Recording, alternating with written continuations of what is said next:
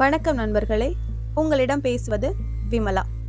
இன்னைக்கு நாம கேட்க போற கதை மூச்சு பயிற்சி. ஒருத்தர் வாழ்கிறார்னு சொல்றதுக்கும் ஏதோ இருக்காருன்னு சொல்றதுக்கும் வித்தியாசம் இருக்குல்ல. வாழ்றார்னா தன்னுடைய உலகியல் கடமைகளை எல்லாம் ஒழுங்கா செய்யறாருன்னு அர்த்தம். ஏதோ இருக்காருன்னா மூச்சு விட்டுக்கிட்டு இருக்காருன்னு அர்த்தம். ஆனாலும் மூச்சு விடுறத பொறுத்துதான் வாழ்நாள் நிர்ணயிக்கப்படுது. குறைவா மூச்சு விடுறவங்க ரொம்ப நாளைக்கு இருக்காங்க, விரைவா மூச்சு விடுறவங்க விரைவா போய் சேர்ந்துடுறாங்க.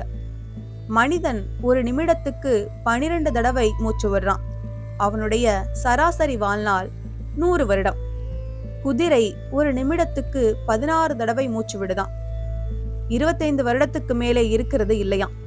இதுவே இப்படின்னா ஒரு நிமிடத்துக்கு 34 தடவை மூச்சு விடுற புறாவோட நிலைமை எப்படி இருக்கும்னு பாத்துக்கங்க. ஆமை ஒரு நிமிடத்துக்கு 4 தடவை மூச்சு விடுது.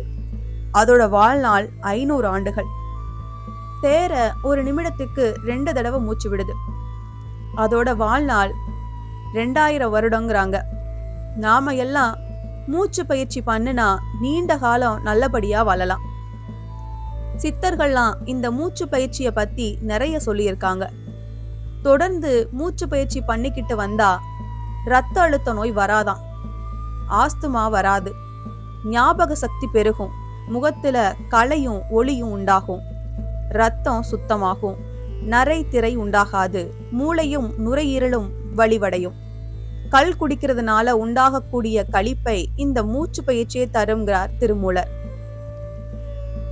புள்ளினும் மிக்க புறவியை மேற்கொண்டால் கல்லுண்ண வேண்டா, தானே களிதரும், துள்ளி நடப்பிக்கும் சோம்பு தவிர்ப்பிக்கும், உள்ளது சொன்னோம் உணர்விடை ஓகே. திருமந்திரம். பறவையை விட வேகமுடைய குதிரையாகிய உயிர்வழி அதை மேற்கொள்ளுதல்னா அதை அடக்கி நடத்துதல். சரி, இந்த மூச்சு பயிற்சிய நாம எப்படி செய்யலாம்? மேல் நோக்கி, அதாவது மல்லாந்து படுத்துக்க வேண்டியது.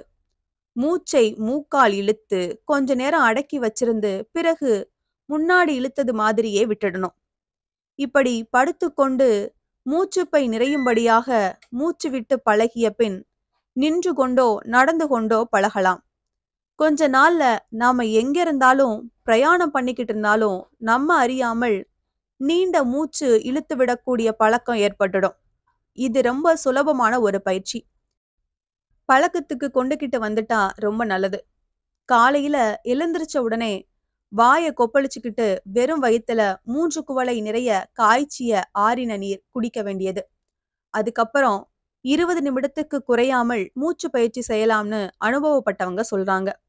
காலையில சந்தர்ப்பம் இல்லைன்னா சிற்றுண்டி சாப்பிட்டு 2 மணி நேரம் கழிச்சு அல்லது சாப்பாடு சாப்பிட்டு 3 மணி நேரம் கழிச்சு மூச்சு பயிற்சி பண்ணலாமா.